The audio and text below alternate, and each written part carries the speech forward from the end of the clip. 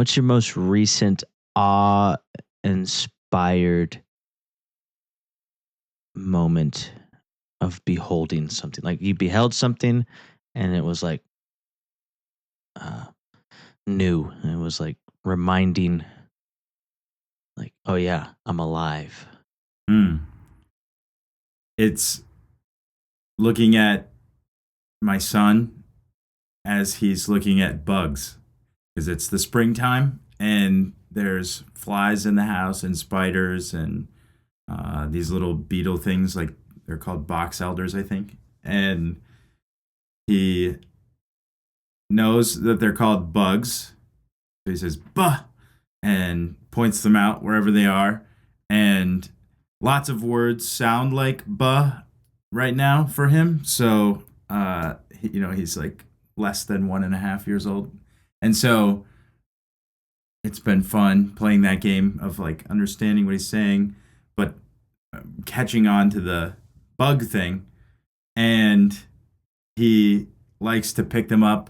He doesn't really like to touch them, but then he knows that they go outside, so he'll pick them up and walk to the door, and we'll put them outside. And watching him be entranced by these little insects that I don't think about bugs as much as I used to, but I remember being a little bit older than him and playing outside with the bugs and all of that. So that's been definitely awe-inspiring. Uh, yeah, Huh. I think that's It's like God bringing the animals before Adam, and like you're like kind of watching that every when yeah, there's a new bug. It's like, yeah, yeah. what do I do with So this far, thing? they're all the same name, but I think he's just trying to fit into the social norms that we've given him to live up to. That's really sweet. How about you? This is an easy one to put back to the. It was weird. Good Friday hit me really hard this year. I was in Hosea. I am still in Hosea, and it's actually Hosea chapter 6. This is like one of the few passages where you actually get like a breath of fresh air through a bunch of just getting. It's just Hosea is an intense book. I mean, all the prophets are intense books, but um, I actually read this on Friday. Um,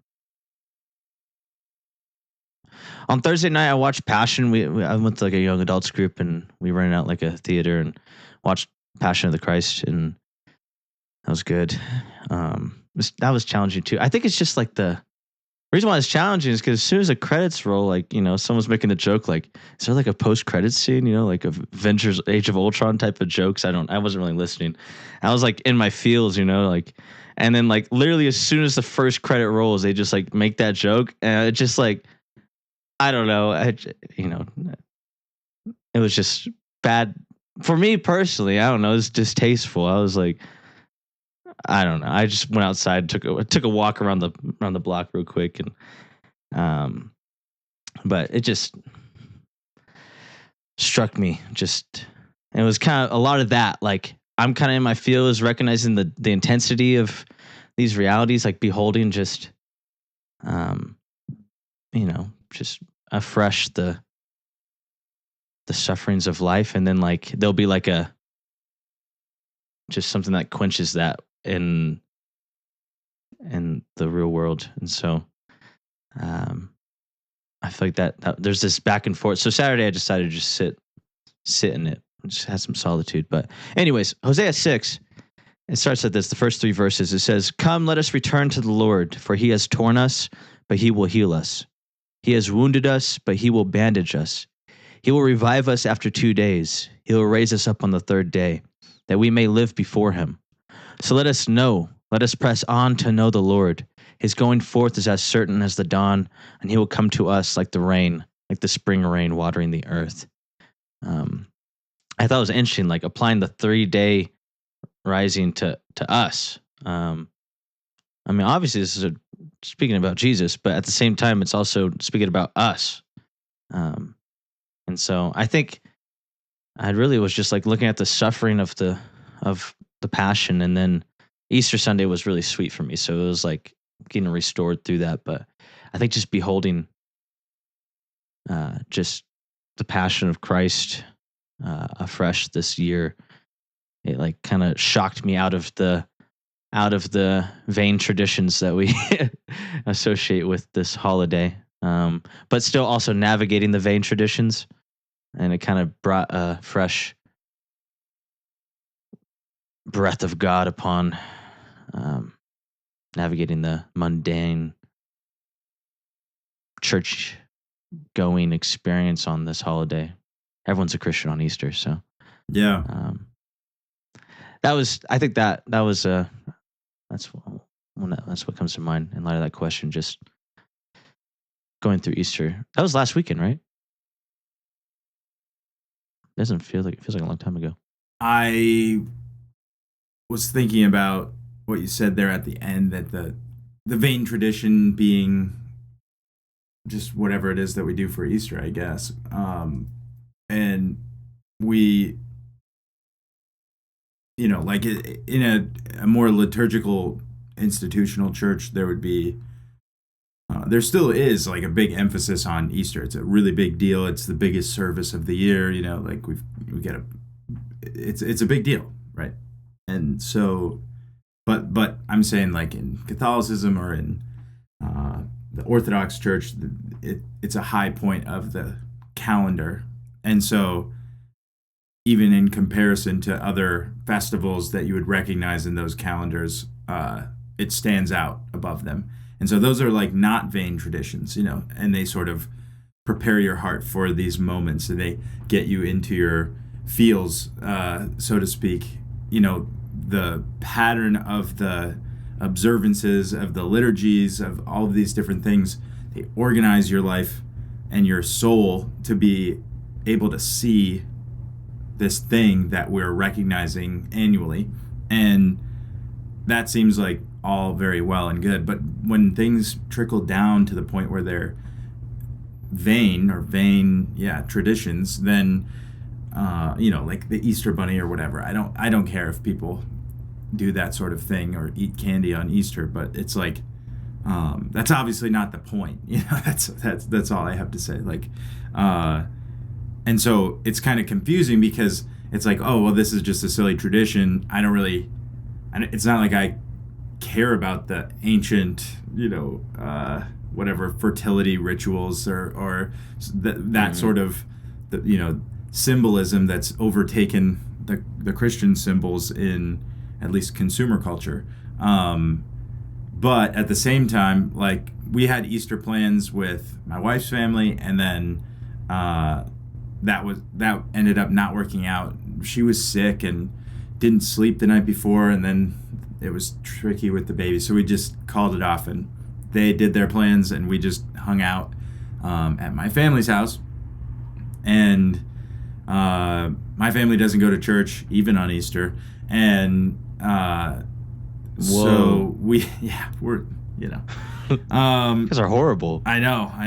Not even posers. And so my brother's kids were there in the morning, and so it was like we had a kind of family breakfast thing, and some people were still sleeping, and then my brother and his kids left, and so it just felt kind of disjointed. But I ended up on my phone throughout the day, and I was like on X and looking at all of the posts, and there were so many that were just different like memes and things about Jesus, and it was so weird. Like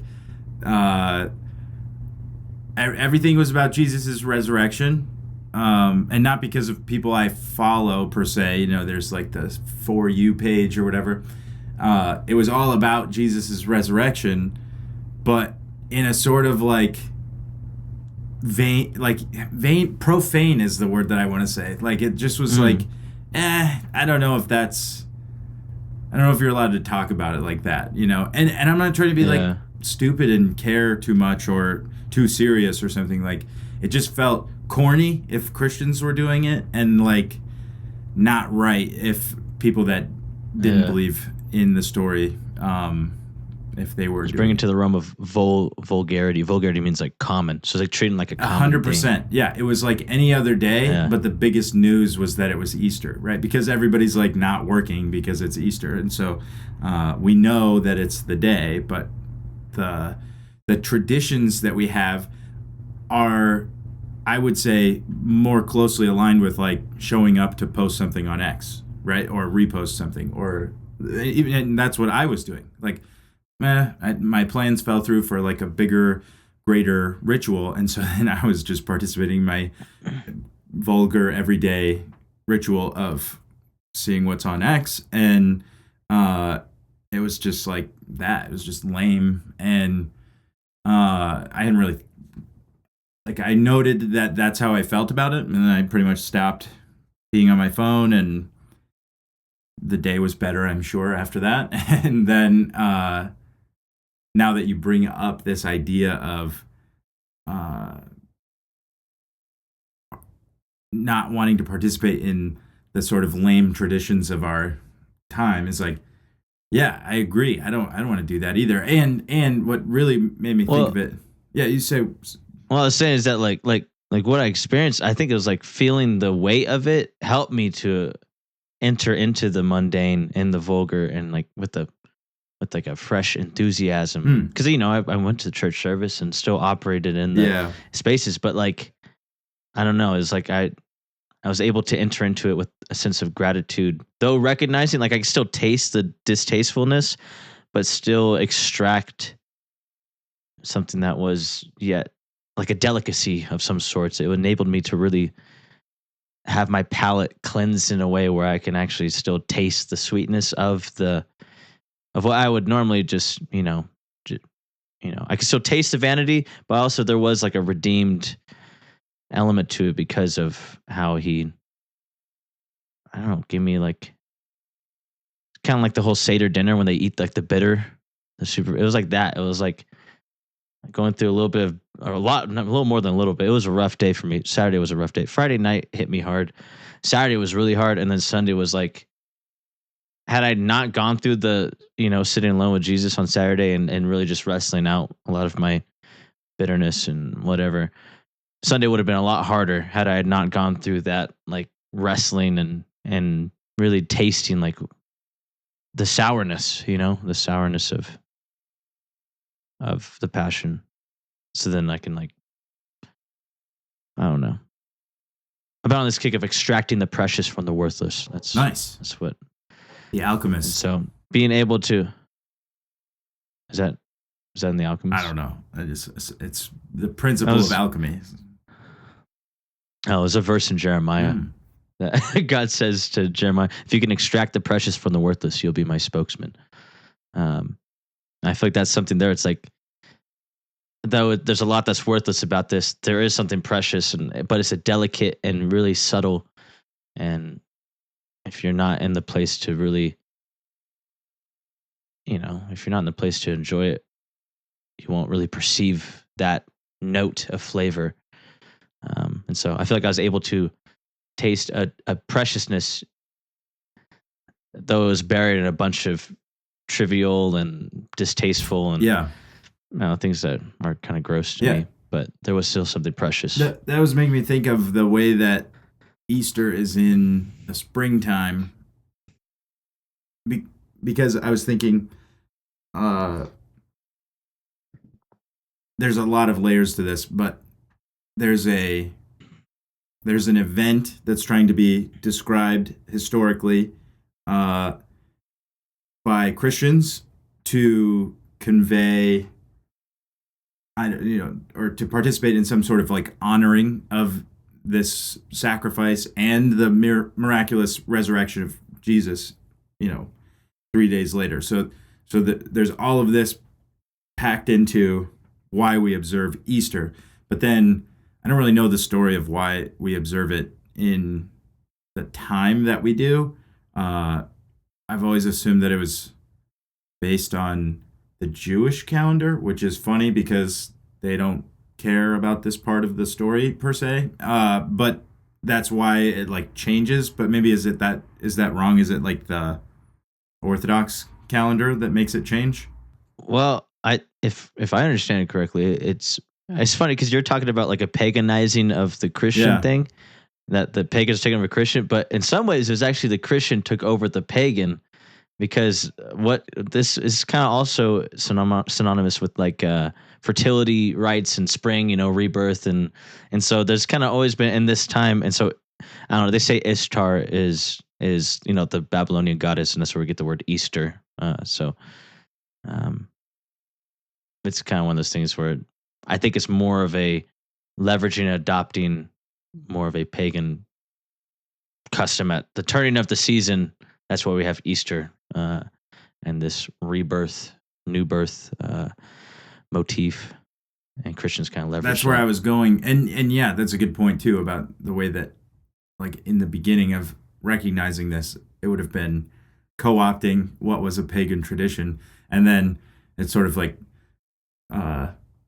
shrubs that have crept back over, left untended, and that the symbolism of springtime is obvious, and everyone can participate in that, metaphor or allegory very easily, right? Because at least depends on where you live, but in upstate New York, where I'm from, it's been cold and bitter, and it pretty much still is, even after Easter happened. But it's on its way, right? We know that spring is coming, and so this resurrection and this new life is like is very symbolically available to us at this time, and so that's a really cool thing. But then even what you're saying about like it hit me on Friday, and then if I didn't have my time on Saturday to kind of sit and wrestle with this bitterness, then Sunday would have been different for me. It's like that preparation of yourself is really necessary to take part in what is happening around you. And so you're a part of a Christian community where you're from, and so there's a bunch of people that are going to come together, and you're familiar with them to one degree or another, and you're going to recognize this really monumental thing together on Sunday, whether or not you do anything Friday or Saturday as a group. And so whatever it was that was leading you to the spiritual place that you were at, it seems like that was very significant. And that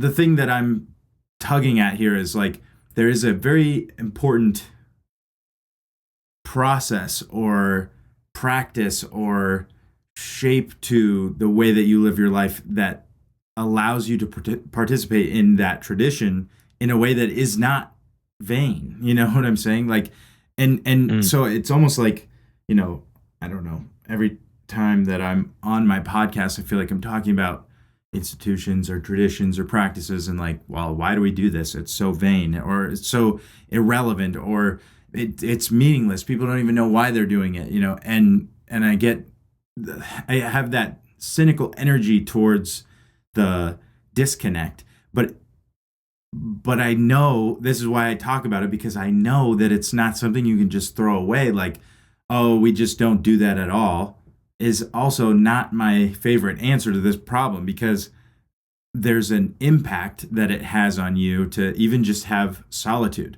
So like, even if you just want to make, the Christian religion of James, and on Good Friday, you would watch the Passion and get all emotional, and then Saturday you'd wrestle with your bitterness, and then Sunday is a little sweeter. That pattern repeated over time can be something that's very useful to you in allowing you to participate in the rhythm of the year, right? Because this new birth in the springtime is something that's going to happen annually, whether you pay attention to it or not. But it seems to me like that is an important thing to participate in, along with the resurrection of Jesus. Like both things are deeper spiritual things that you need to be aware of, your role or your participation with them. Yeah, and I think that's why this passage really stands out to me in Hosea, is this thought of coming and return to the Lord, for He has torn us. Like, we've gone through misery, and God is very much one who's orchestrated this misery. but he will heal us. He has wounded us, but he will bandage us. He will revive us after 2 days. He will raise us up on the third day, that we may live before him. So let us know. And that's even a beautiful, like, he wounded us with the intentions that we would live before him. So it's like even clarifying God's motivations here. It's like not like he's wounding you because he's a tyrant, but it's like he's intentional. His intention is that we may live before him. And so then there's when you recognize God's activities and his heart behind what is going on, then there's so let us know, let us press on to know the Lord. And his going forth is as certain as the dawn. So it's like press into it. Because I was really thinking about that. Like it says in James, whole like cleanse your hands, you sinners, draw near to God, be miserable, mourn and weep. Like turn your laughter into mourning and your joy into crying or whatever. It's probably the other way around. And then it says, for God will exalt you. You draw near to God, he'll draw near to you. Resist the devil, he'll flee. And he will exalt you in due time. Humble yourself before the Lord, he'll exalt you. And so there's like this whole drawing near to God, there is like a miserable element to it. There is like there is a winter to it. There is a fall to it or whatever, like there's the pattern of this is paid out. And then it says in this verse, let us press on to know him. His going forth is as certain as the dawn, and he will come to us like the rain, like the spring rain watering the earth. And so it's even in this verse right here too. Like he's going to be like the spring rain watering the earth, which you go through this same pattern, the same schedule. I don't know, rhythm. Yeah. And so it was kind of cool. Even like as a president, it's like, you still have hope, like that he's a God of hope. So it's like, you even see that in Christ and the whole entire experience of the passion of Christ. It's like those deeply bitter and horrible, but it's still hopeful and knowing like there is he will come and he will do what he does. He will be like the spring rain. And so, yeah, that was something that was really, really interesting. Like seeing this, just really appreciating it again. It was good. It was good to, I'm really glad that God walked me through that. Just, cause I was starting to get cynical and bitter again, getting more involved in church and everything. It's just like, I'm very skeptical. And so, it was good. It was like he breathed fresh life, though it didn't take away the bitterness from the taste. It's like that's still, and honestly validated it. Like, yeah, what I'm tasting is not really good. It doesn't mean I'm just gonna be like, I'm never gonna eat at this table again or something. It's like this still is precious and redeemable qualities. And anyways, that was good. It reminded me that feeling that of the misery and the suffering, to behold that helped me to appreciate even the little life, which in many respects is very abundant life. Like I'm thriving in many respects. And to the rational mind, it's like, dude, I'm doing great. But there's like this holy discontent. Like I was reading David Hume. His essay on taste. That's probably why a lot of these metaphors are coming out, is because he was talking about the refinement of taste and your palate and a lot of the same metaphors I already shared a little earlier. But he was talking about your highest experience. He's mostly speaking of taste in the form of like the arts, so like with opera or whatever, with wine. Your greatest experience of the thing becomes naturally, like we don't choose it. It's not like you explicitly decide this, but it becomes perfection to your sentiments. And he was talking about how your sentiments is not the same as the reality. Like there's the reality, and you're experiencing your opinions you shape upon it is your sentiments, and you're like once removed from the actual reality of what you are experiencing or tasting. So what you taste, you experiencing it cultivates a sentiment, which the sentiment is not the reality. Similar to like Kantian philosophy, it's like your senses though this is your way you interface with the reality, it produces a sentiment, which is once removed from the actual reality you're tasting. And so, and it's a process to be able to get your sentiments close to the real reality of a thing. It takes refinement, it takes cultivation, it takes um, a lot. So with that thought of your highest, like the best wine I've ever tasted, now becomes perfection to me. The thing that I compare all other wines to. Um, but then it's hard to really, like, when you do hit something that exceeds your prior experience, it could be overwhelming, and so it could be misunderstood very easily because you're comparing it to, and you're already predetermined to consider something else is higher. But then as you drink it, it's like, wait, maybe this is better. But the more and more you go into that, the more you're actually able to refine your palate to taste all of the things that, uh, like the flavor profile, if you will, the composition of what you're experiencing.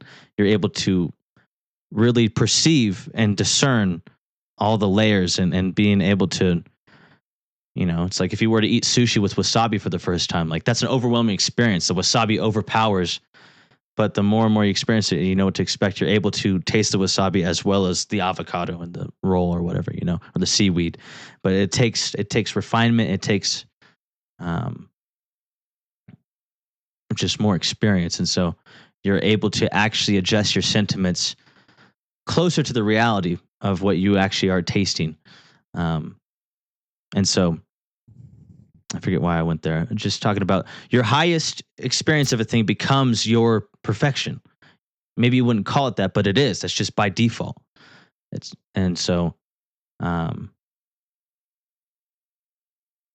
think that's what the holy discontent is like. I was able to taste of things, and I have experienced things that have ruined me for a lot of uh, everyday common things, and I'm very quick to start discarding them. But he's shown me that there's still something precious. And it's a funny thing because you're an everyday common thing, right? You live every day and you do common things. And thanks. I'm just saying, like, well, and you're not at the same time. That's what I was leading to. Is like human beings are. Yeah.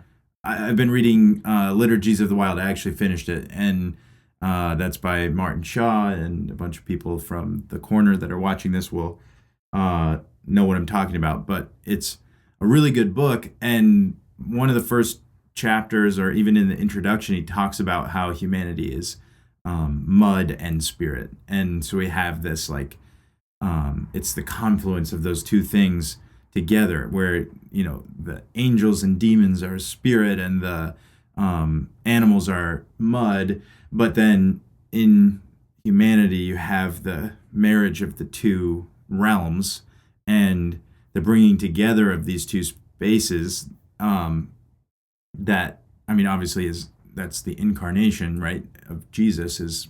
That's probably one of the more profound examples of this marriage between heaven and earth being a human phenomenon. And so when you identify things as being common or vulgar, it's sort of like you're forgetting your place amongst those things, right? Because they make up your everyday life, just like they make up anyone else's everyday life. And then when they get twisted up into our traditions that are maybe aimed at the higher things, the more spiritual things, that part of your nature wants to say, like, well, I'm a more spiritual person, so I can discern, how this practice is not, it's not effective in conveying what it should to these people such that they live more spiritually like I do, or whatever it is that you bring in pride and all of that. And I was bringing this up because I wanted to go back to the passage in James where you commented on the suffering or the bitterness kind of implicit in a relationship with God. And I don't disagree. Like, I think asceticism is probably one of the most direct, like straight, well-worn paths to God for a human being. And that is odd in our time and different than the traditions that we've inherited would suggest to you because they want you to come in and tithe and whatever. But it's like they Yeah. don't lead with that. And then I don't know that they ever get around to it for most churches because it's like, well, it's pretty good as long as you're just nice, or it's, like we just try to stay away from the obvious things. Like the last episode I had Zach Parsons on, and we were talking about how cigarette smoking was like, it's such a big deal to people. Like, oh, that's so bad. Even certain groups of Christians will be like, cigars and pipes, totally fine. Cigarettes, that's it. No way, man. Obviously a bad Christian or not a Christian at all. And it's like, why do we pick that? I've said for a long time it's Chris Williamson's I forget what he calls it, but like the principle of obvious consequences. So you say we want obvious status markers, and so in Christianity you just have these weird ones where it's like, well, I only listen to Christian music, and I never swear, and I always breathe oxygen and not anything else, and those are the things that mark me out as someone who's high status in this community. And so it's like those are very obvious, but you're missing out on all of these other ways of like fasting, because fasting provides you with a very clear and obvious amount of suffering, but kind of not obvious and almost imperceptible to the untrained eye advantages or benefits. And they're certainly not status based. That's even what Jesus says, is like, don't make this status based or you won't have any of the true benefit of it, right? And the same with prayer. And those are two that are like things that people struggle to do and feel guilty about. You know what I mean? Like I've been in enough churches to know that when you get to that part where people are willing to open up about what they're struggling with in their faith, they will inevitably say something about guilt about not reading the scriptures, not praying, not fasting, some form of traditional practice that they're unable to step into, but it's because there's no obvious benefit to it.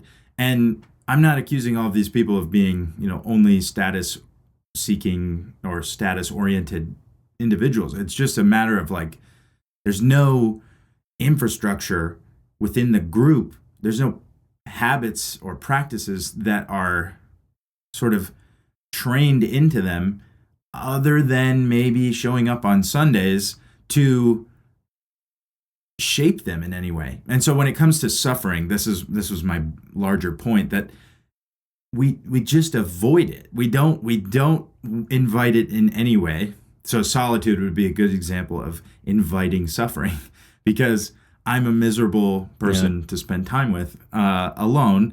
And so in order to not be miserable or miserable to spend time with, it takes a great deal of solitude. And that's something I've been noticing in my life recently. Like, I just don't have it. I'm working, and we live on my parents' property in our own house. And so it's very easy to spend time with them when I'm not working. Like as a family with my wife and my son, or if I'm not with my family, then we're alone as our little family, and that's still with other people. And so finding the time to make this podcast, to read, to exercise, and to make money to survive, like all of these things, it's really difficult to prioritize being alone, and I'm not even saying being alone and doing something, right? So it's like, oh, I'm just going to not do something? I'm already behind on all of these things. I have so many things I can do now that I'm alone. And yet that lack of solitude is not providing me with the proper suffering. And it's similar to working out. That's an easy analogy for a lot of people. Like you cause your body to suffer so that it grows stronger. And so I think that this lack of suffering being incorporated into things is it's systemic, but it's also sort of natural. And that kind of closes the loop on the other thing that I wanted to say, is like, we're both mud and spirit And so there's this need for the the regular, mundane, vulgar things of life to take place, and to they have a place. And then there's a place for the higher things, and they have a place, and they come together in us. And so when we get into our judgy sort of stance of like, well, I'm less mud and more spirit, or even vice versa, like I'm not as highfalutin as these other folks are, then we get in these weird spaces where we're othering, and therefore we're like lessening our own reality. We are only participating in half of our nature to some extent. Yeah. I was really digging this section in Ruthless Trust, Brendan Manning's book. It's going to be one of those instances where you have to cut out because I need to find it. It starts off saying, many a believer's perception of God is radically wrong. In like fashion, our take on others becomes a simple act of reductionism. Bill Gates is a computer geek. Boy George, a flamboyant gay.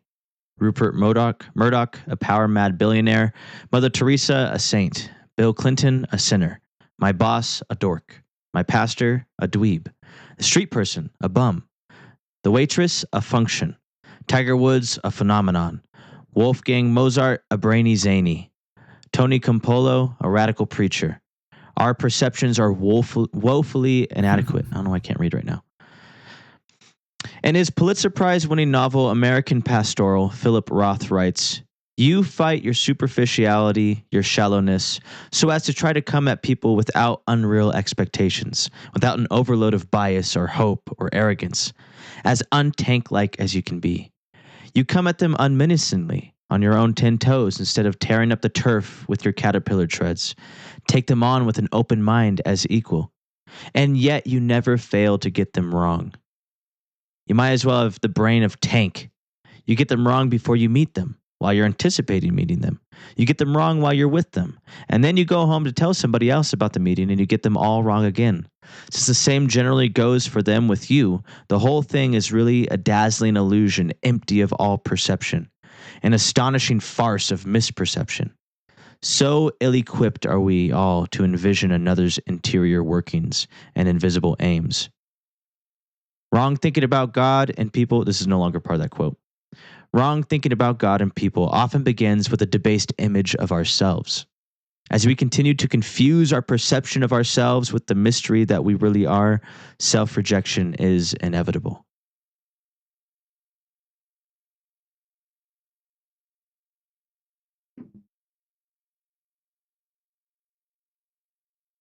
Yeah, that really, and especially in light of that Hume thinking too about your sentiments, and how much we just trust this faculty. Like we trust, it's conceit. That's actually the right word for that. Conceit is an over inflation, or maybe even a justified assessment of your own abilities. But it's still conceit. Like when you're just like really think that you have a sufficient ability and you trust your abilities, you have a competency. And if you truly are competent in the realm, if you still depend upon that, it hinders you from having the same mind as Christ. And so your thoughts are inevitably going to go awry. Yeah. And the conceit that we bring to life is, I mean, you could call it pride too, but just it's that makes it bitter to come into relationship with God more deeply or more fully, because it requires the relinquishing of that very thing. And so everyone knows this experience of being like, well, I know how it is, and then the context changes slightly, or something draws some empathy out of you, and you're like, I should not have been the way that I was. I shouldn't have been so proud of my senses of what was going on, and that would have allowed me to enter with none of the shame and guilt and suffering that I'm going through right now, And I was going to say that earlier too, but I'm glad that we came back to it. I think we may have talked about this a long time ago with some of the Anthony DeMello stuff. He does a really good job of this. He has a book called Awareness that I think treats this well. But just this idea of Hume and his sentiments, and I didn't read it, so I don't know. I don't know if I'm on track here, but what I'm taking away from it is the need for true perception of other people. And DeMello talks about the way that if you're going to love someone, that's what's required. That you would be there present in the moment without any attachment to outcomes or expectations or even just your assumptions about people. This misperception that that Manning was quoting the other guy from. And misperception is the way of things, is what he's saying. And I think that's so true. That's really precisely what I'm getting at when I'm addressing these traditions, because it's like, it's very easy for me to, step back and say, well, I don't think Jesus intended for us to have smoke machines or whatever. Like that is fundamentally a misperception. Like there are people that are working really hard to love Jesus, and the way that they know how to express it through the tradition is through these incredible technological displays of excellent imagery and music, and even like public speaking and all of these things that we try to bring. Yes, showmanship. The theatricality that we try to bring to bear on something significant to us. That was something that came up with me and Zach, was just the idea that our liturgy as a culture is the screens, right? And so everything is cinematography and framing and color grading and beats and editing and all of these things that are so core to the way that we perceive narrative and the way that we relay stories, and all of that is embodied in our Christian worship in a way that is repulsive to the older traditions and maybe to the older traditional parts of ourselves. Like there's something inherent in our humanity that's like, I don't know if this medium is exactly the message that we want it to be. You know what I mean? Like, I don't know that we can convey Jesus's death and resurrection through a television production, and yet everybody's working on their live stream really, really hard with devotion to God. And that there's nothing inherently wrong about that, but there might be some things that you can't encounter them when you're in this mode of being. And so, and this is, fuddy-duddy, angry old man sort of stuff that you can't fix the fact that our culture has been steeped in, the cinema, right? That is what it is. And so then, I don't know. I don't want to rip away the value that can be added to people's lives through these technologies, but it's like, I just, I guess going back to my point, Hume and the sentiment and DeMello and they need to be detached from expectations of the other person. That's basically like, I have a perception of this person and I would like them to live up to that perception so that I can interact with them rather than interacting directly with them. It's making me think about where we started with this whole thing. You asked me about awe. And I just listened to Huberman's episode. I think it was most recent. It just came across my algorithm, but it was about awe with this guy that studies it, like clinically or whatever, like a real scientist studying awe. And the thing I took away, like the first bullet point, is awe is linked to novelty, almost primarily, or it's very dominant, the correlation between novelty and awe. And that's fascinating to me because I think of the stars or God or, these things that are very traditional and sort of everyday.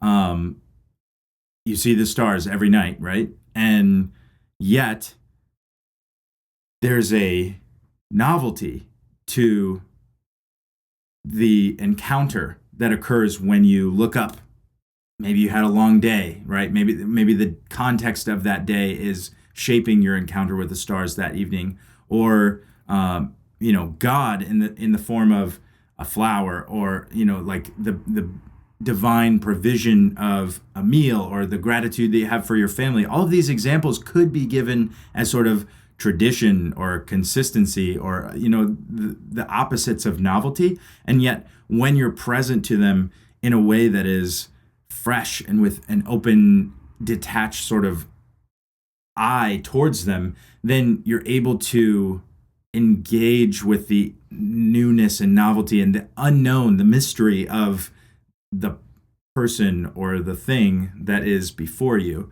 And I think that that's required of us all in, I mean, you could say that remembering the resurrection is sort of a tradition aimed at this sort of awesome encounter. Yeah. As you're saying this, it's funny. There's a passage in Isaiah that conveys literally exactly that. I mean, we're all familiar because, well, I'll just read the passage. It's in Isaiah 29. And it says, "And the Lord said, because this people draw near with their words and honor me with their lip service, but they remove their hearts far from me, and their reverence for me consists of tradition learned by rote. Therefore, behold, I will once again deal marvelously with this people, wondrously marvelous. And the wisdom of their wise men will perish. The discernment of their discerning men will be concealed." And it's exactly that. And I was marveling at this the other day. I was like, because we know the whole they draw near with vain tradition, but I didn't really remember that. So what does God decide to do in light of that? I'm gonna do something that they're gonna marvel at. I'm gonna do something marvelous, wonderfully marvelous. Like he reiterates it, not just marvelous, wondrously marvelous. And so that their wisdom, like the theology of their theologians will perish. The discernment of their discerning men will be concealed. And so, yeah, it's a little bit what you're talking about. It sounds like it's like, and I think that's the same thing, not that I'm not in a relationship, but they talk about like when marriages get stale, it's like, I think I heard Pearson talking about it or something about like going on a vacation or something, seeing them in a new context where it's 1,000 different lingeries for his wife, which is uncomfortable after 65, but it's fine. It is what it is. Go get him, Jordan. Yeah. And so, so it's like just the novel. Yeah. The novel, but yet it's still, obviously, like it's still God. It's still Tammy, but he, okay. Did he do that? But yeah, just like a wonderfully marvelous, like, I just like that. Like just, that concept is encapsulated in these two verses, these obscure verses. It's kind of like, it's so many times in the prophets where it's like there's these little 2 verses that are just like a breath of fresh air, and it's like back to our regularly scheduled programming of like, man, we all suck, Yeah. But God's gonna do something about it, But even as you're talking about too, like the whole, I forget how you phrased it, but the whole being critical of our modern expression and in yada yada yada, like how we to orient ourselves in it. I think it is that. I think it is like, one, we as individuals have an Isaiah type of experience where we are in the throne room of God. We are beholding the glory of God. And then we're experiencing the woe is me. I'm a man of unclean lips, surrounded by a people of unclean lips. Like I'm part of this culture. I'm complicit in the things that are detracting from my ability to revere and behold glory. Behold the glorious one. And to be in that, and then God says, who will go for us into these people and actually use their lips to extract the precious from the worthless, be my spokesman.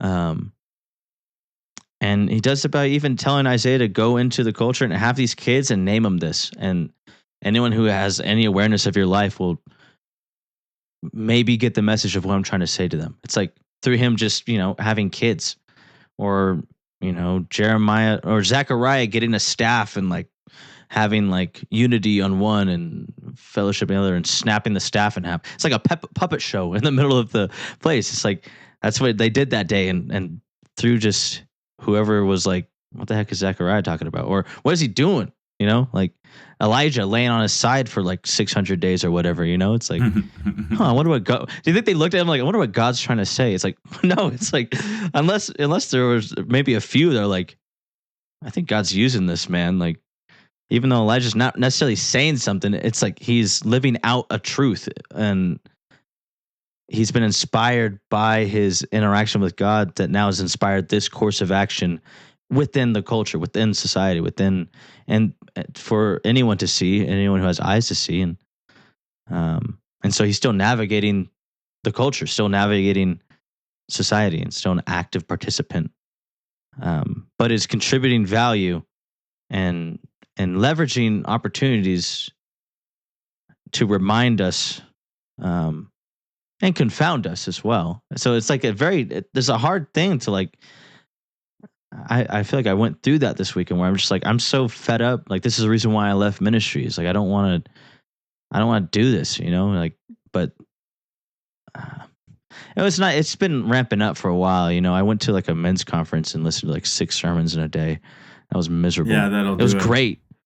But, you know, through the whole, I'm in this very great conversation, and then it's like, no, come on, we got to go. Like, the thing's starting. It's like, just quench the spirit. And you know, I get super and I'm recognizing my pride as if it's like, has to, like, I'm the one who can judge what is glorious and what is not or something, you know, like, and if I didn't behold glory, that means nothing glorious happened. It's like, that's not true. I know that. And so at the end, we had communion, which was really beautiful. It was a beautiful time of communion. It was great. And then I'm just like working through the bitterness, just praying through it. Like, please don't let this take root in my heart. And he kind of like impart to my heart, like, I see every blemish and wound and I kiss it better, you know? Whereas I see every blemish and I'm like, get away from me. You're disgusting. You know? Yeah. Yeah. That impulse to, take empathy. I don't know if you've read The Lion and the Lamb, but that by Brendan Manning, and that has, it's also called The Relentless Tenderness of Jesus, because the theme throughout the whole thing is this word splanchnizomai, which is hilarious. But that's the Greek word for this, like, moved in his intestines with compassion. And that word shows up in the Gospels as Jesus is observing the people around him. And so there's all the different examples of the people he heals, the people that, he raises from the dead, the people that are misperceiving him through their Jewish traditions or Roman traditions or whatever. It's just like, that's his underlying principle, is this intestinal level compassion, like constitutional compassion for them, and which moves him to do something wonderfully marvelous for them, rather than I don't know, like, cut off the part of them that's hurting, or react in rage of some sort. And I mean, like, there is a part of me that's like, it is so frustrating, the situation you describe. I'm like, man, I know you very well, and I would suggest that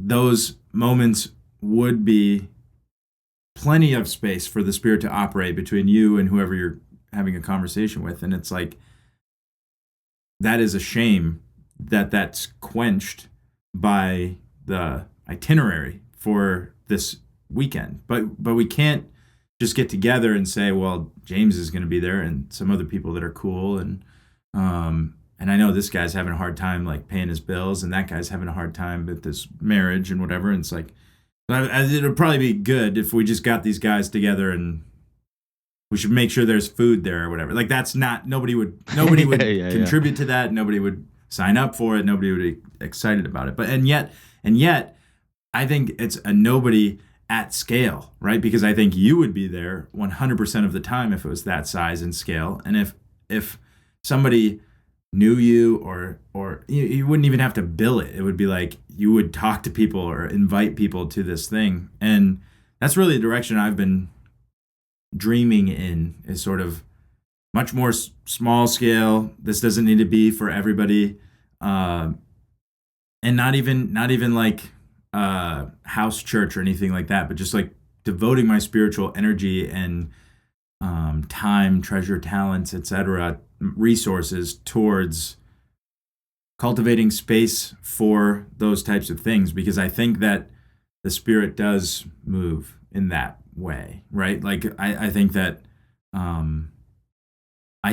that's more likely even than the 6 sermons in a day, stay overnight in really uncomfortable places with too many smelly men to make sure that we're having this bonding or whatever, and then wake up, have breakfast, and then we're gonna do some more, and you could have those really. Thankfully, it wasn't that. It was just a one day sheesh. thing. I appreciate that. But it's like thankfully you had that communion experience that you walk away and you're like, wow, that was really cool and that was really special. And a lot of other experiences like that.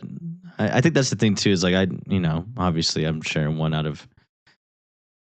There's a lot of beautiful things that still more than just that too, and so it was just like learning to be able to. How about this? Take it as it comes, I guess. There is benefit to 6 sermons in one day, but it's not the only way to accrue benefit to your soul. Like it's not the only way to spiritually affect someone's life. And so, so they had the communion, and I'm sure there was singing at some point, and so we try to supplement, but. And archery. Of course, yes, doing manly things. And there's nothing wrong with any one of the 4 things, but then, like, it's those in between the spaces where you have a conversation and it's actually meaningful, but that doesn't mean it's the only thing. That's what I was trying to say, is like, there is substance to these other things, but then when they're elevated to the primary, like, this is the way that we are taught the Word of God. It's like,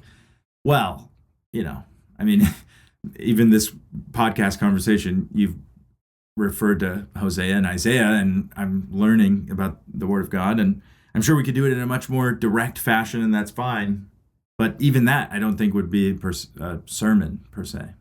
Yeah, I think this recognizing my own conceit and proclivity to not be conscientious or even have the ability to perceive many of the components that are like the delicacies. That's another thing that he must get into, is the nature of a delicacy. It takes a lot, and also there has to be the right time and place. Like, I'm not going to come home after wrenching on a car all day and then eat some escargot and I think that was like a good meal. It's like you kind of got to be in the right place, right frame of mind, right company, right aesthetic. Like there's a lot of things that go into properly enjoying and couching and so these are all these things too where I can get very Philistine.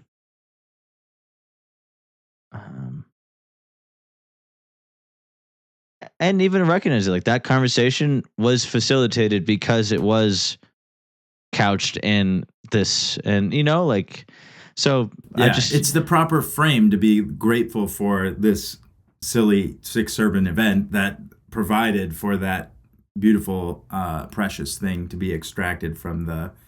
I don't remember the thing you worthless, said before. but like that sounds mean now. It does, but you know what I mean, like.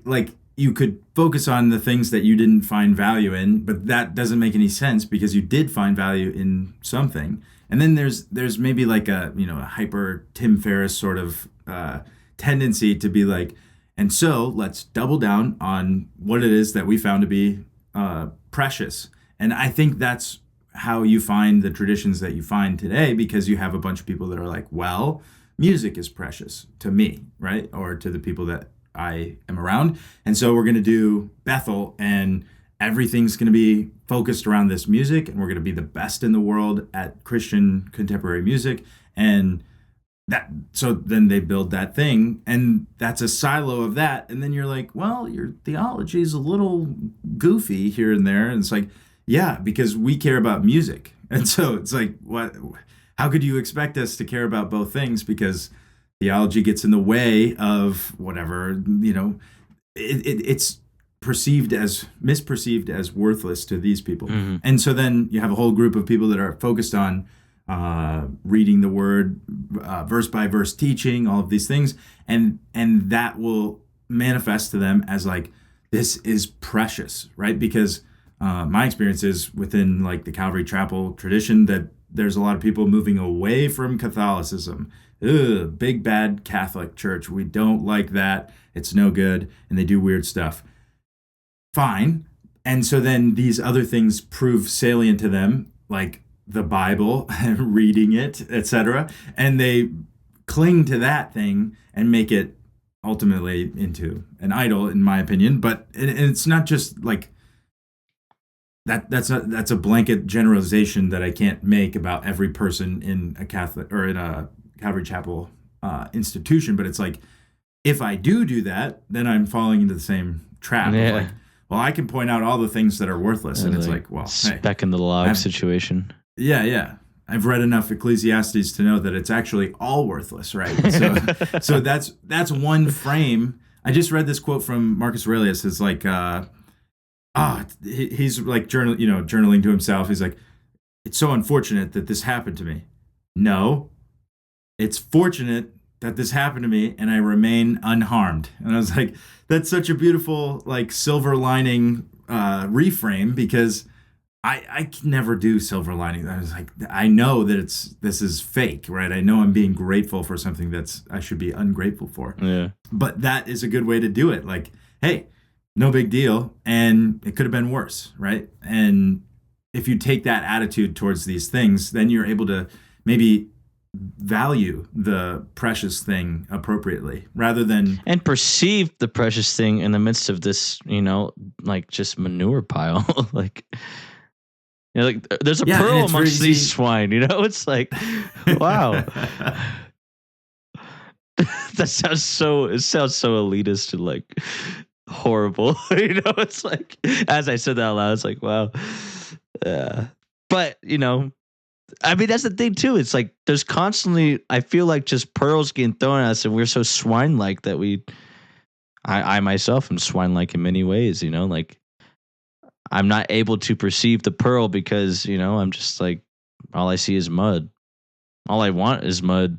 Dallas Willard in The Divine Conspiracy goes through that passage and talks about the way that we offer our pearls of wisdom, and he says it's sort of like satire. That's the way he reads it. Like Jesus is saying, like, oh, you have so much pearly wisdom that you have to offer all of these other people. And it's like, the pig is hungry. He doesn't want a pearl, you idiot. It's like this. You need to convert your currency into something that the pig wants. And it's not about the pig being a pig. It's like, you're an idiot because pearls and pigs don't mix, and that's your problem. You need to figure that out. Yeah. I initially, when I knew that we were going to talk, I was like, oh boy, I don't really have anything specific, but I had been wanting to talk to you for a long time about it's the Hall of Faith, the beginning of Hebrews 11. And I think we can go there now with some useful context from our conversation. But just a couple things that stood out from a couple, three maybe of the first few verses. And I'm sure this is just one of those passages that gets so familiar that you sort of misperceive it, I think. And so that's one of the reasons that I wanted to bring it up with you, because I had this experience a while back about just trying to read it, because I like the passage and I like thinking about like what is faith and all of that. And I was reading it and I was like, man, I was reading in the NASB. That's what I have pulled up here on my computer. But it was like, what are we talking about? Like, what, these English words are weird. What are we doing? So let me read it, and I'll pull out a couple of the Greek words that I keyed in on. Now, faith is the assurance of things hoped for, the conviction of things not seen. For by it the men of old gained approval. By faith we understand that the worlds were prepared by the word of God, so that what is seen was not made out of things which are visible. So, from the beginning there, now faith is the assurance of things hoped for, the conviction of things not seen. Assurance, I thought, might be a word to double click on, and that word is hypostasis, which is essentially like a setting or a placing under, a thing put under, a substructure, a foundation, something like a substance. That's what like substance is, basically a direct translation of the word. And so it gets translated here as assurance. And that might be fine in the context of like a firm foundation, something you're sure of, something like that. But I feel like substance is that's another common translation, and so that puts you in the place of like tactile. This is something I can really grip onto, and it's firm. But like for it to be a foundation, for it to be like a substructure, I feel like conveys to me a bit more of what I think about faith. And Jordan Hall has helped me put a lot of language to this, but like faith as a skill is something that I've been working with, like something that you get better at. I also pull on Andy Crouch, talking about learning to live in the world is like learning to play an instrument. Like our bodies are the instrument, and we're learning how to like carry ourselves and interact with other people in a Holy Spirit kind of way, like to allow the fruit of the Spirit to be the way that we, like the songs that our instrument play or something like that. And so when it comes to faith is the assurance of things hoped for, there's almost like a meritocracy to that. Like if I have faith, then I'm assured of the things I hope for, and that is something that I find repulsive. Like it has no appeal to me. I understand like the sort of base level, it would be nice, except for that I find faith in that way to be very elusive, at least to me. I just don't believe enough. That's my problem. No,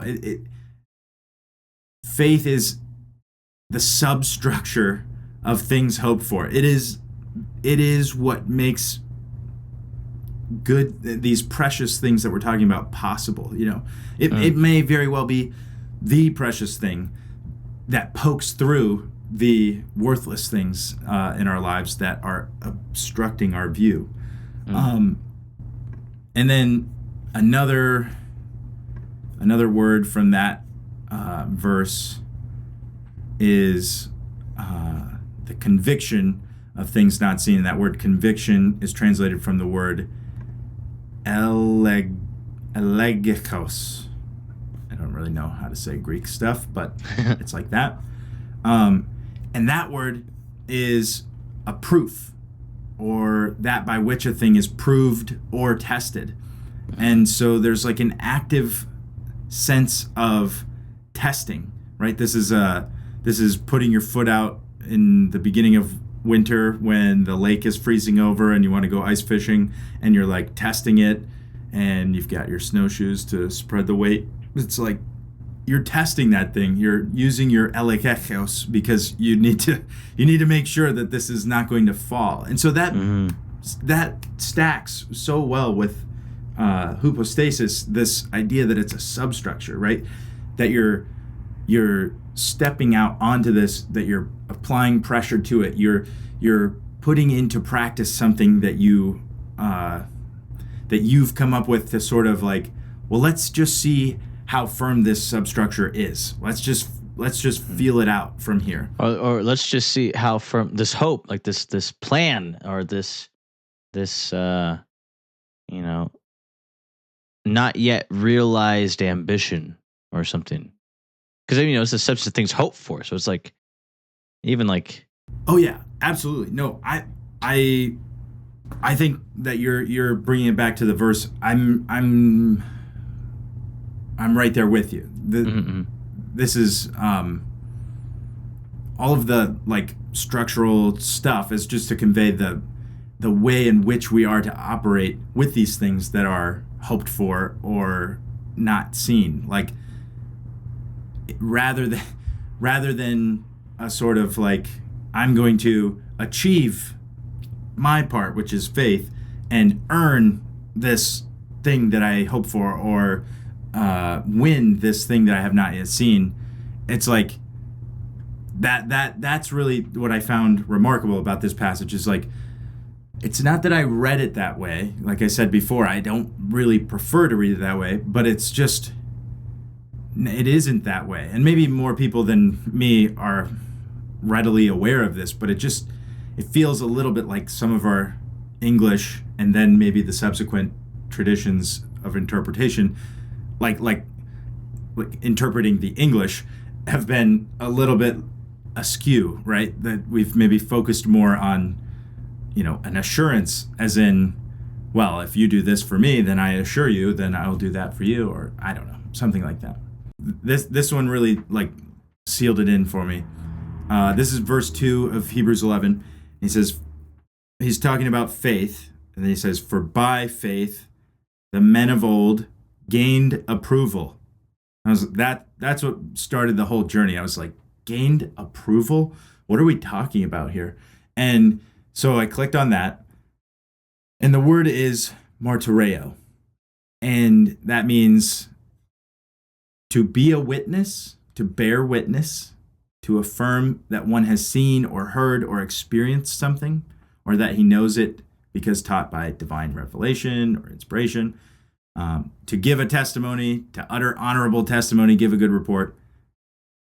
And so did you hear gained approval in any of the things that I just said there? Like, yeah. It doesn't track for me. And maybe it's in the rest of the Greek that I don't really know how to read, and I'm just messing around and ruining everything. But I really am compelled by that word being so drastically different in the NASB. It's like, I get where whatever. I know this isn't textual criticism. It's just I think that that's so core and foundational to what it means to have faith in God, is to experience Him, right? And so then the rest of this chapter is going to be example after example after example of these remarkable people from the stories that these people would have known inside and out, from Abel to, all the way down through to Rahab even, who was sort of adopted into this tradition through her faith. She placed her faith in God through actions and was able to witness His faithfulness through what He provided His people, but also the protection she received for her family. And so that goes back to that like idea of earning stuff. Maybe it has nothing to do with that, in my opinion. There is no transaction that's taking place here. It's simply an awareness, an awakening to, or a perception of the way that things really are. So what is the thing that's underneath the way that things seem to be, right? That's what we're getting at here with faith in the things not yet seen. And then, of course, the next verse is, by faith we understand that the worlds were prepared by the word of God, so that what is seen was not made out of things which are visible. And so he moves us into this space of like, I'm talking about the things behind the things, right? This is what is true, and this is what you can put your faith in, right? This is this is what you can step out onto in trust and with assurance, and this is what you can witness if you live this way and place your hope in these things. And yeah, I just felt like, well, one, I felt like I wanted to talk about it with you, these verses and the words that I found undergirding them. But then I also just was thinking, as we were talking about perception and misperception and all of these things that stand between relationship with one another, I think that that's what we get, twisted up about when it comes to spiritual things or God. When we see the profane and the holy being mixed up or mishandled, then it calls out of us this response to be like, well, it's all bad and we should start over. That's not right. That's immaturity, and it's cynicism, and it's unproductive, to say the least. And so, and arrogant. Absolutely right. Yeah, I forget that one sometimes in my arrogance. But it's like, I want to approach these things like a men's retreat for a church, just as an example. I want to approach them as a means to this end, right? So I want them to be this thing. And when I see them failing to be that, it is painful, because it's like, this is the recourse that we have chosen. This is the avenue to encountering God, having the martyreo experience, where we actually get to put into practice some sort of something to test whether or not God is real or true, or at least this is where we're supposed to learn about that and be guided towards that path of action in our own everyday lives, so that we can be like these men of old, so that we can be like all of these, Abraham and Abel and all of these people. And yet we can get caught off in our little traditions that provide something similar, but it's like a superstructure instead of a substructure that provides some form of progress or status or any of these things that we can track, rather than a much more, I want to say organic, but like just sort of natural, the painfully slow process of growth that is available to somebody through a continual testing of these things hoped for, Yeah. I think even that verse 3 could really apply to that. So things which are seen were not made of things which do appear, as King James. So it's like, even like the superstructure, it's like, well, this is made up of some unseen components, if you will, some heavenly material mixed in, like the clay and the iron type of. So and that's the foot of Nebuchadnezzar's statue, which you brought it up last time. I'll refer him to the last James episode. yeah. Well, nonetheless, just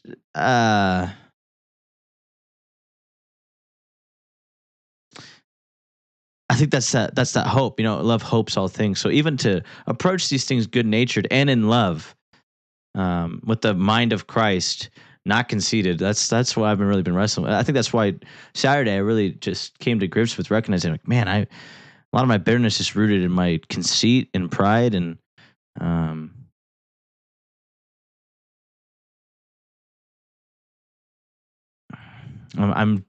there's a passage in Corinthians where it talks about we don't deal with each other according to the flesh any longer, though we knew Christ in that way before, we know him like this no more. And so we no longer deal with each other according to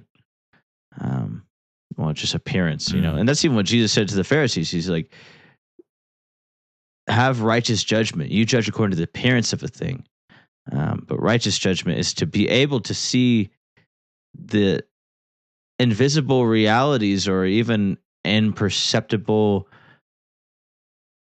and even hoped for, and you're even hoping, and then by faith you're able to perceive that there is some uh, basis to hoping that there is something other than what I see that is part of the composition of what I'm experiencing in every moment. Like there is an unseen reality, and it's even. I love that you even brought in the whole like animal and angelic, or however you framed it. This amalgamation is like, though it looks very animal esque, I do trust that there is some type of divine substructure.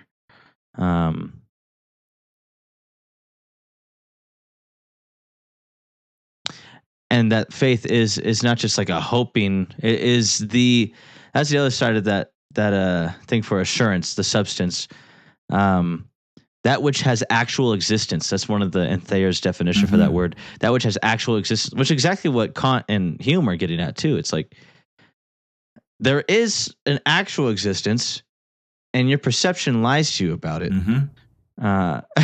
So, and faith is the thing that your perception is lying to you about.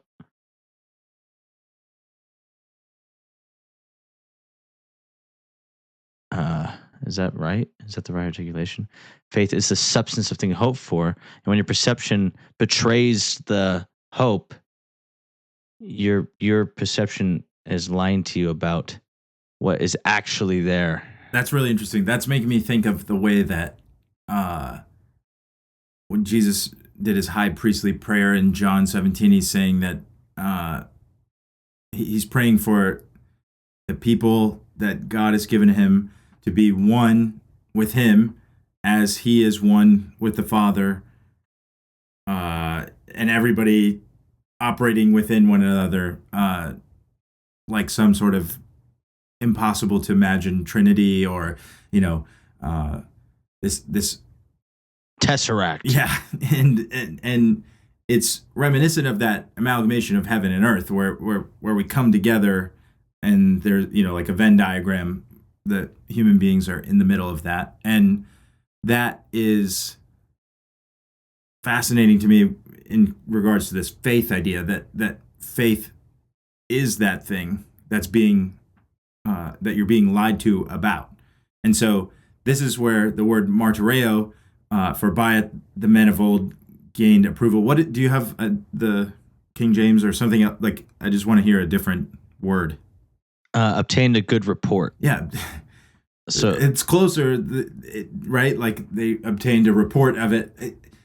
I obtained an experience of it. That's what I would say. This, for by faith, they obtained an experience of faithfulness, right? Like it's this is like the I and you and them and me and all of this stuff where we overlap, and faith sort of becomes faithfulness at different points when you're able to experience it. I think because I was looking at the way that this word is used in other instances, and it's like it's to bear witness, right? And I wonder if it's what it's getting at is like these men are testified of in the Old Testament, and so it's like this is why there is a witness to look at Abel. Like, Scripture testifies that something about this man. They bear witness to, and that's the whole connotation of they obtain favor or whatever. Like, right. But I think it's probably literally saying, Scripture testifies about these people, but then it's kind of implied that like reason why it testifies because they're righteous, they're saints, and so I wonder if that's where the connotation of obtaining favorable witness or something. It's like that Scripture bears witness to the fact that they lived and something about their lives were remarkable. Yeah, in verse 4, he goes into Abel's story. By faith, Abel offered to God a better sacrifice than Cain, through which he obtained the testimony that he was righteous. God testifying about his gifts, and through faith, though he is dead, he still speaks. hmm But at the same time, I do think there is this mysterious element to the word of being a witness.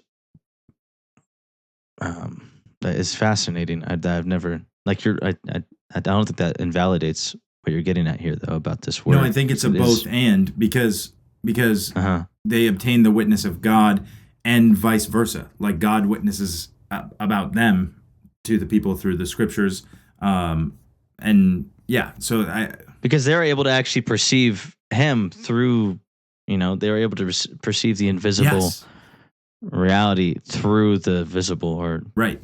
the substance that substantiates what is.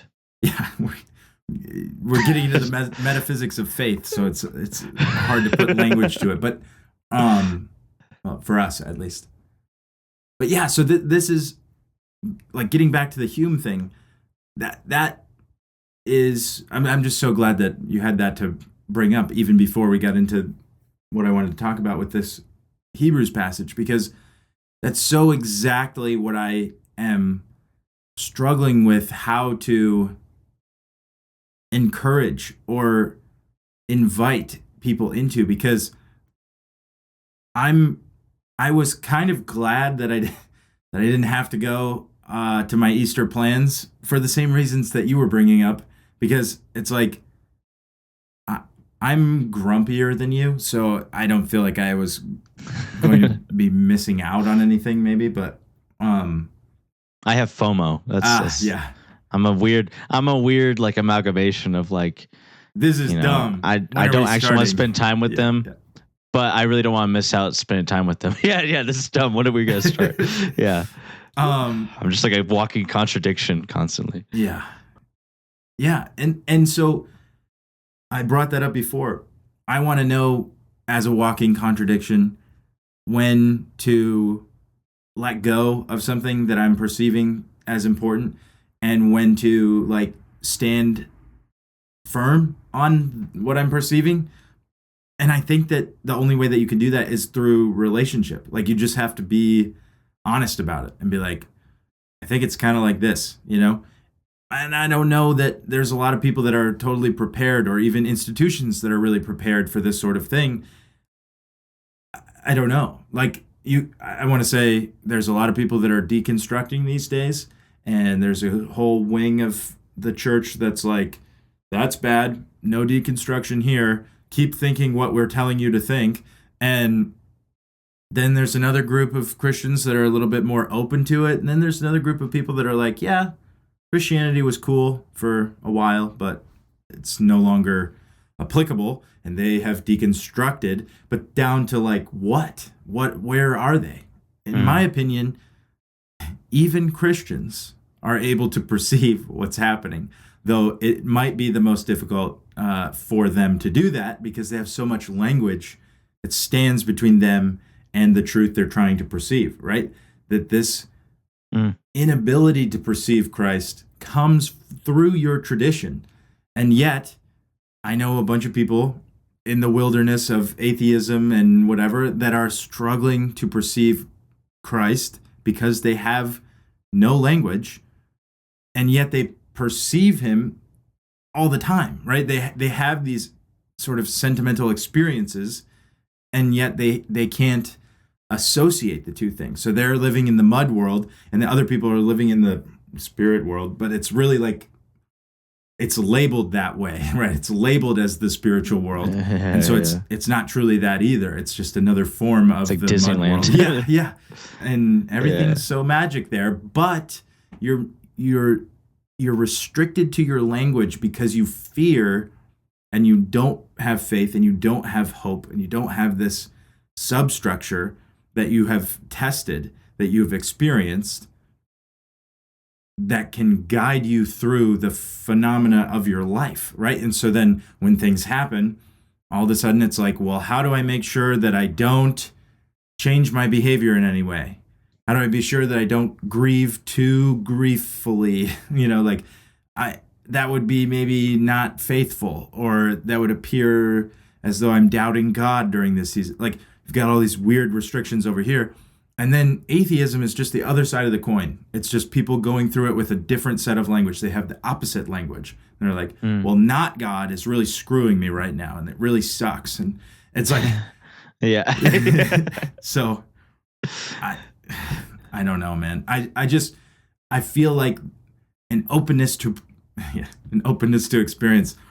That's my highest trait on the big 5 personality traits. Openness to experience is the way that it's labeled. So of course, this is what I'm advocating, or even thinking that maybe our institutions don't have enough of this for me. That's the caveat. But I do fear this barricade of language that steps between us and experience. And then you have all these weird, like, trickle down effects of like, well, that was a fun and loud Easter service. Glad I didn't have to do Lent, and it's time to pay rent. And it rhymed, so it was good. But it's like, it's like you just get right back into your life and nothing happened because you didn't make space for anything to happen. You didn't make space for the experience to actually impact you, And that's definitely something that I've been thinking about in my own life. Like, how am I preparing myself for every day, for every week, for a year, my life, like, how is it that I'm making space to interface with this substructure so that faith becomes the ground that I'm walking on, or the ground that I hope to be walking. Like, I know in the future I'll be in contact with these things that are being promised to me, or whatever. How do I begin to walk the path of faith? Yeah, and I think this isn't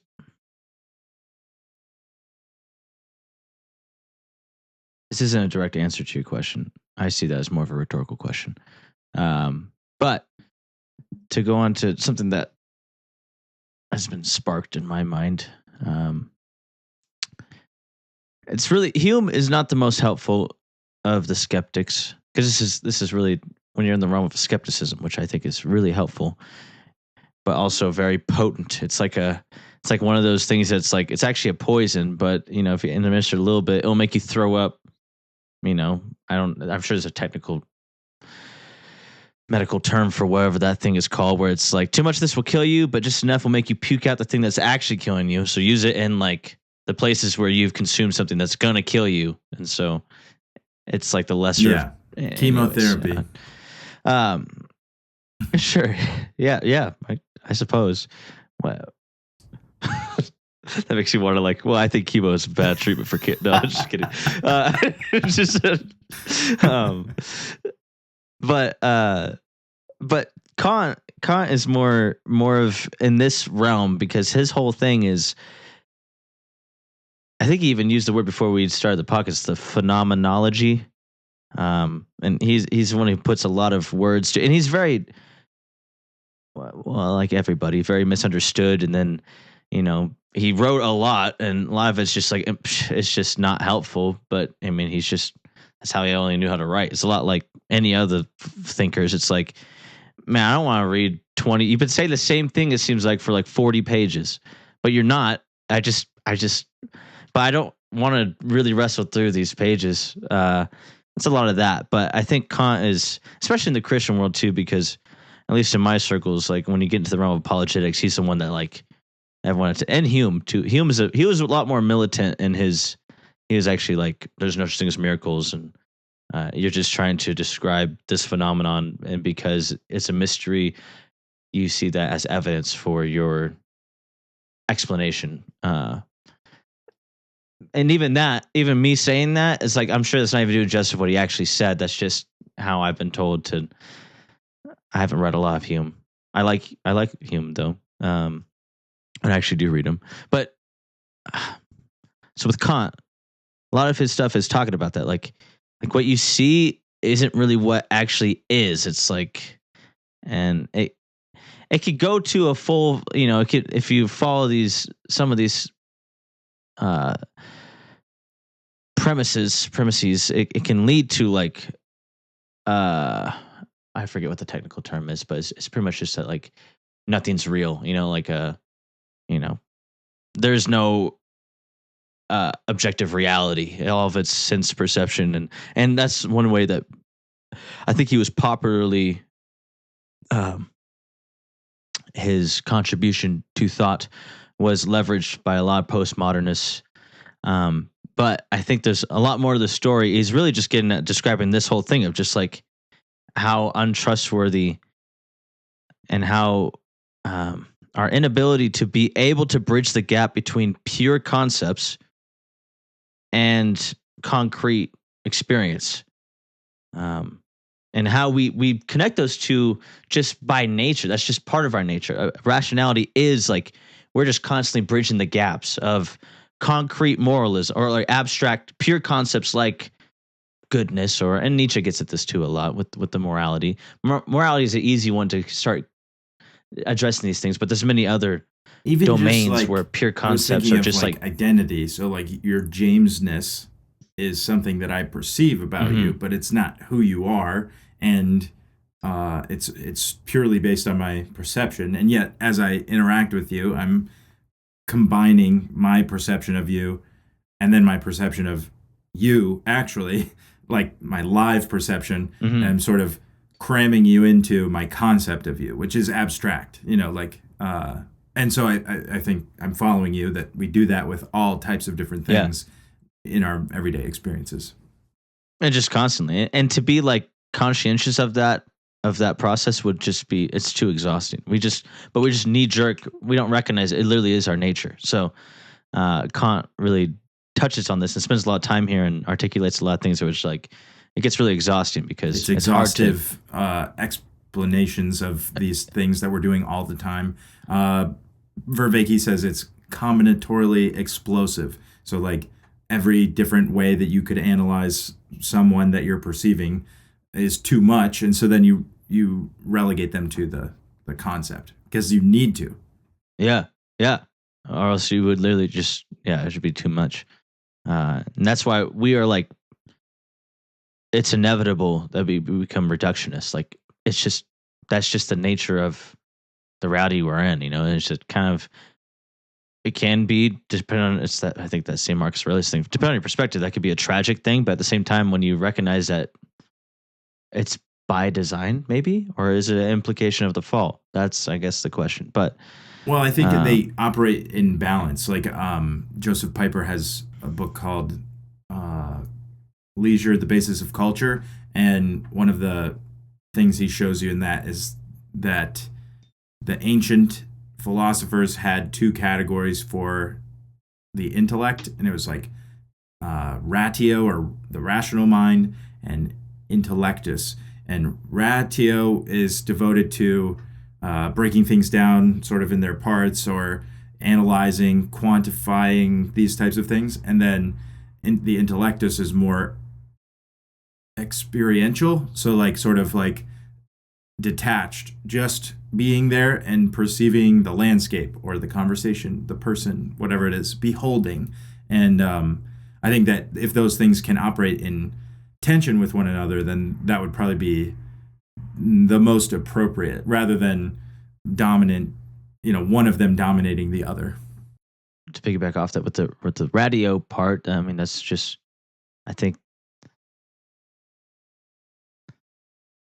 it's interesting that like what you aim at determines what you see. It's like, and what you prize really constitutes your aims. And so I think we do prize rationality, the radio part, and the ability to break down, and at least in intellectual circles. But that's the whole thing.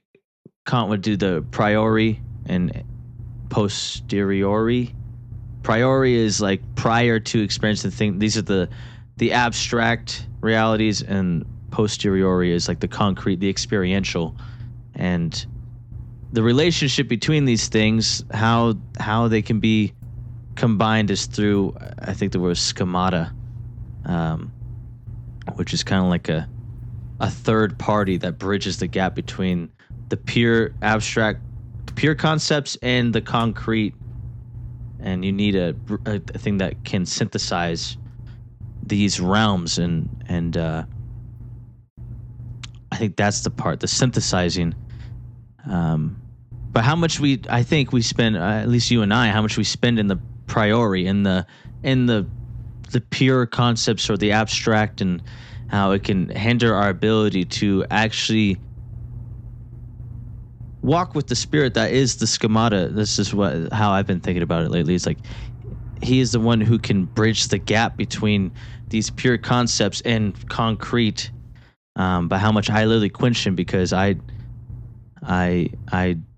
don't believe that these pure concepts can actually be realized in the places I am familiar with.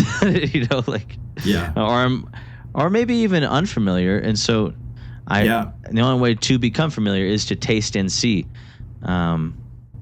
But you can't taste and see priori. That's posteriori. Tasting and seeing is the intellect, whatever the word was in Latin.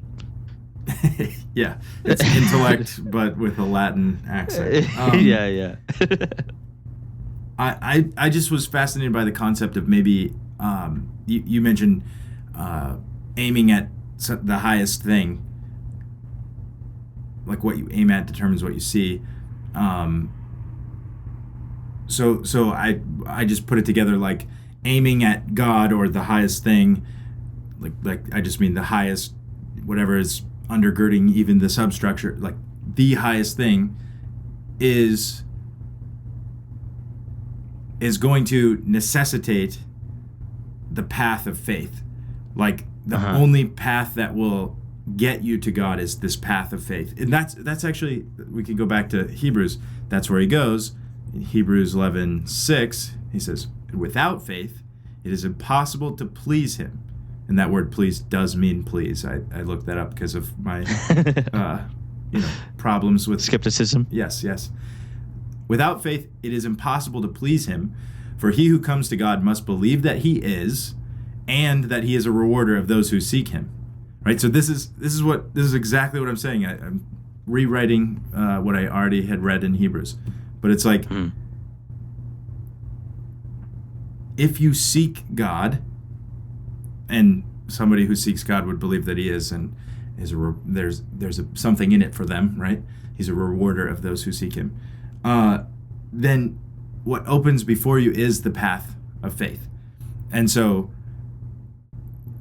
as you walk the path, having this sort of corny, it's like, the real treasure was the journey, like the friends that we made along the way, that sort of thing. Like that, but that truly is like the path of faith is that testing the confidence. Let me go back to the other verse, the conviction of these things that are not seen. So like as you put one foot in front of the other and you're testing these things, you're building evidence for this thing, but also you're shaping yourself. Like you're learning to be the type of person that continues to walk down this path. At the fork in the road, you know which path is where faith is calling you, like where these things that are hoped for are sort of assured, that there's substance. Peterson always talks about in Lord of the Rings, where that scene where they're walking in the I don't know what it's called. I'm sorry, everybody, but where the dead people are floating under the water, and it's foggy and you can't see. And Peterson's analogy is to like how to know what to say, and you can feel, if you're sensitive to it, you can feel like what the next right word is to try to describe what you're saying. And so this is another example of a sort of unseen substructure, what it is that you're trying to say, and then the seen, sort of definitive thing that you're trying to apply to it, the language that you're trying to apply to it, to bring it into this, it's the convergence of heaven and earth, I think.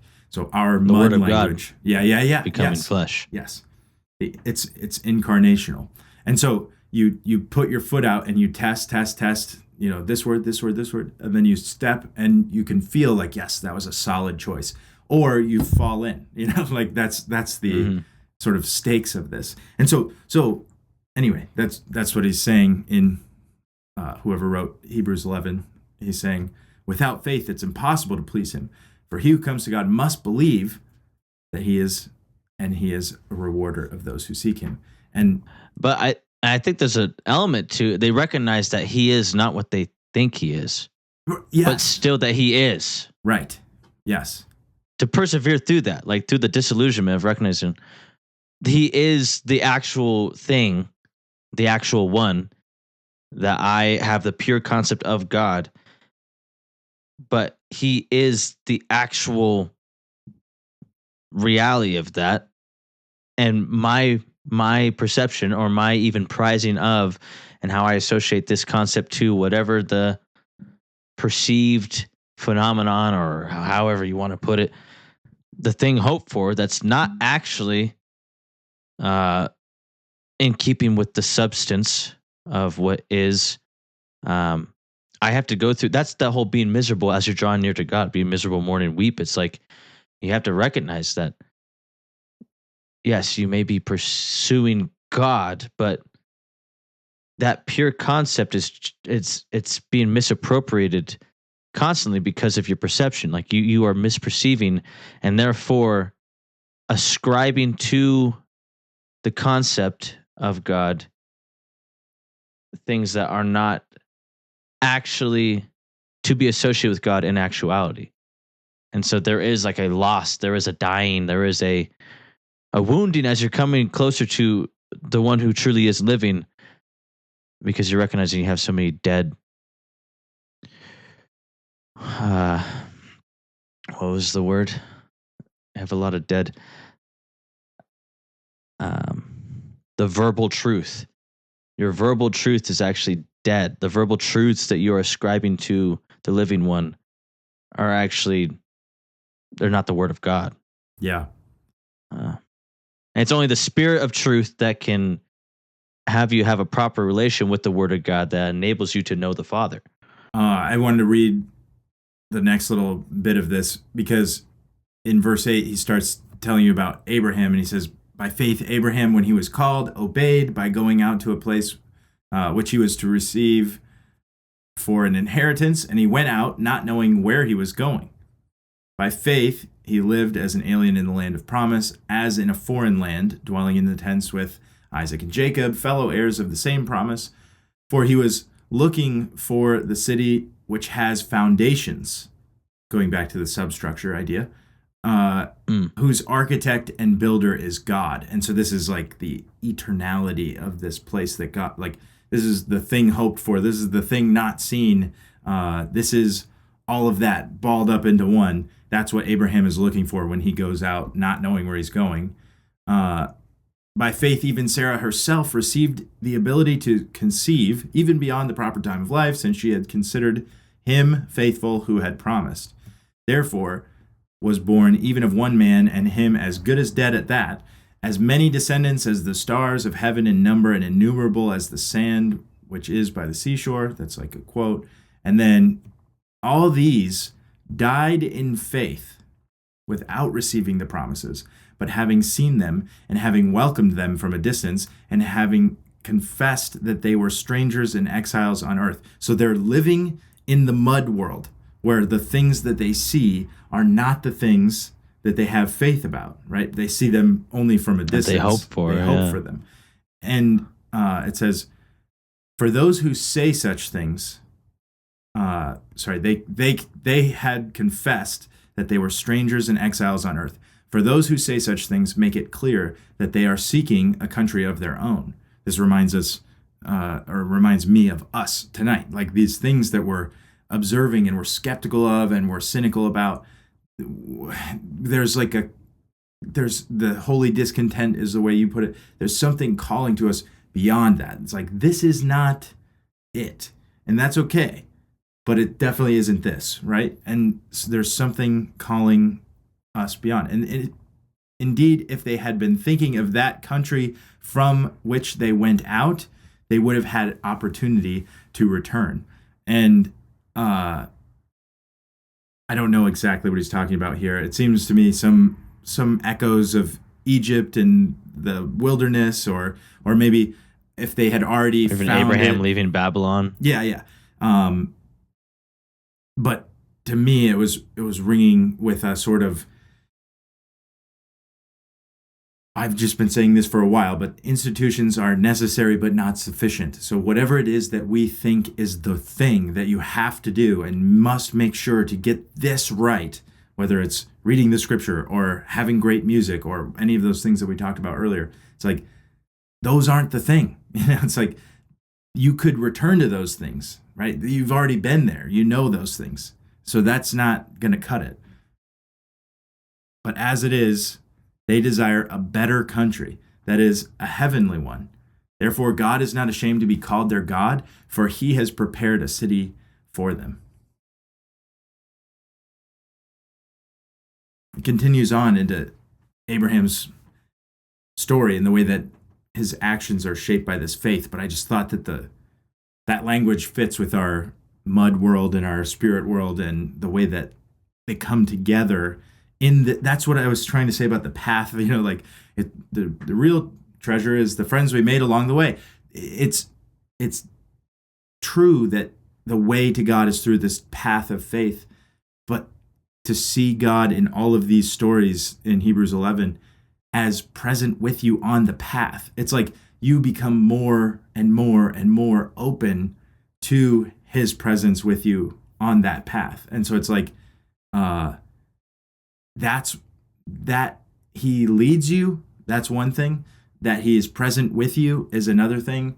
And that you will one day have this city to reside in that is built on his faithful substructure foundation.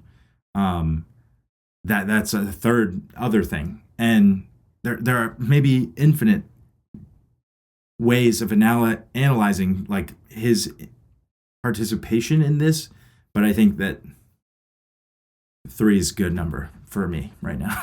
Yeah. Well, I was even thinking, I was saying, like, I think of like Abraham when he comes across Melchizedek. It's like even God hides himself in, but reveals, but not fully. And so it's like was that Jesus? Was it not? What? Mm-hmm.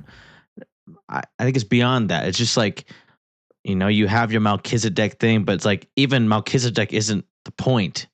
It's just like a little glimpse of, or, a little, even kind of what you're talking about earlier, just like the sub structure kind of peeking out for a second. It's like almost like a hide and seek of God's glory. And because he loves to be sought. This is that the relationship that we have with him is that seeking relationship. That's the one that is pleasing to him, I think. Mm-hmm. And that, he's a rewarder of those who diligently are active and consumed in that endeavor, in that game, in that enterprise. Yeah, I mean, even just Abel's the first example, but like Abel is seeking him in the offering that he offers. It's like, yes, right here we see, Abel's sacrifice was better than Cain's, right? Like, it's a meritocracy. Abel earns God's favor through his sacrifice. No, that has nothing to do with what is being described here. It's a matter of seeking. What is he seeking? Because I'm thinking also of God in the garden seeking Adam, and it's this weird reversal of like seeking Adam but not being able to find him. And yet that is the thing that we project on God in our fallen state. Like, that's what's different, is that Adam is not seeking God. And so then God is like, well, where are you? Like this isn't how it normally is. Usually this is our time to walk through the garden and you're coming looking for me. Seek each other. Yeah, it is mutual, right? Mutual seeking. I really appreciate this. It's funny, the other week at school, Hebrews 11:6 was like the verse of the week for the kids to memorize. And so I walked through this and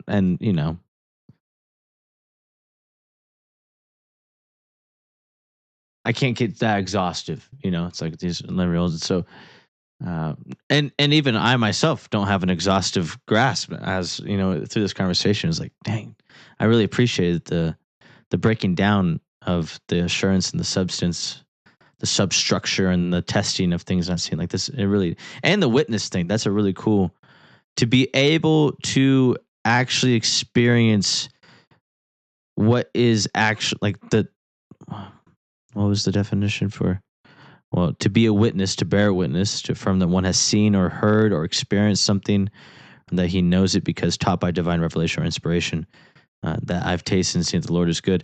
But the substance thing, I love this definition, like that which has actual existence. Like I have actually experienced and tasted and seen, not exhaustively, but I know I've experienced what has actual existence and is the substructure of all existence. I have tasted the I am. That all the generative progenitor. And I was actually looking at this word genius the other day. Genius is what is it, like the skill and the ability to synthesize knowledge derived from perception. It's like the skill of synthesizing knowledge derived from perception, synthesizing it in a way that you create something. Because genie, like genealogy, that's the root for genius. It's to give birth, begetting. And so you're able to take from your experiences all that you've perceived and you synthesize it to now create something new with it. And so that's just Adam in the garden, right? Like, and that's us. That's what this whole entire thing. I actually grow my ability to perceive, and the more and more I perceive and taste and see, the more I'm able to leverage that, utilize that, incorporate that in my dealings and in the way that when I see the Father that I do. You know, it's like that's genius. That is literally what genius is. And so, what I have experienced, I now synthesize all that I've perceived, and now take those components.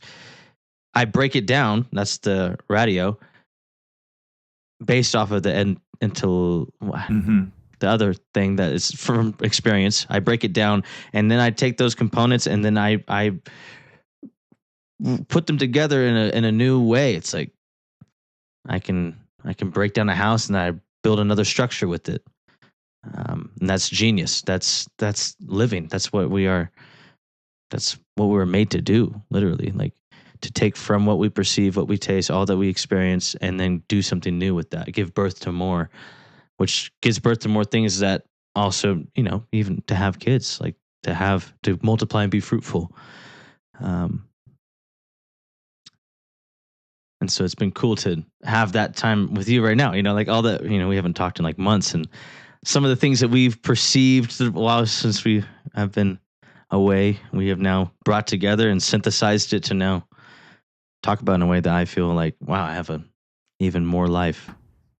It's cool to exercise genius, if I dare say. And I do dare say that. Yeah. Well, because I'm conceited and arrogant, but also there's an external component to genius, right? Like that which you are perceiving, and then even the genie sort of take on that it's similar to the muse, right? Like you're inviting the muse, or the Holy Spirit would be a more sanctified way of speaking about it, but like that which is begging for new things to be brought into existence, and begging for us to be participating in the nature of the one, who created us, and in our true nature, right? Like the way that it is good for us to be. Yeah. I really loved what you just had to say. I love what you had to say all night tonight, James. I really appreciate it. Thank you for taking the time. I love what you had to say all night too. Do you mind if I read the section for the poem? Can I read it? I'm not going to explain. I'm not going to break it down. I'm just going to read it. Sick. This is I'm just going to read it. It's hard for me to do that. Just read something. I'm not even going to give context. You know what? Just let it be what it is. If one could name the father of these things, they would not happen to decide one's fate. He woke one morning, and the verbal truth he went to bed with was no longer there. The years of reading fell away. His eyes beheld the weights and contours of the earth. One must be passive to conceive the truth. The bright and brutal surfaces of things awaited the decisions of his eyes. These pretty girls to be embraced by fate and mother all the objects of the earth. The fatherhood of knowledge stood out there. One notices, if one will trust one's eyes, the shadow cast by language upon truth. He saw his role as father to an earth whose speechless, separate, and ambiguous things married at his decision. He was there to show a lucid passion for their fate. One has good reason to award the earth the dog-like dumb devotion of the eyes. Death, love, dishonor are predicted there. Her arbitrary moments are the truth. No, he was not the father of his fate. The power of decision lay with things. To know, one must decide what is not there, where sickness is, and nothing. All that earth presented was a challenge to his fate to father dreams of talking oaks, of eyes and walls, catastrophes, sins, poems, things whose possibilities excluded truth. What one expects is not, of course, one's fate. When he had finished looking at them, there were helpless images instead of things that had looked so decided. Instead of earth, his fatherless creation, instead of truth, the luckiest convention of his eyes, that saw himself there with an exile's eyes, missing his father, a thing of earth on whose decision hung the fate of truth.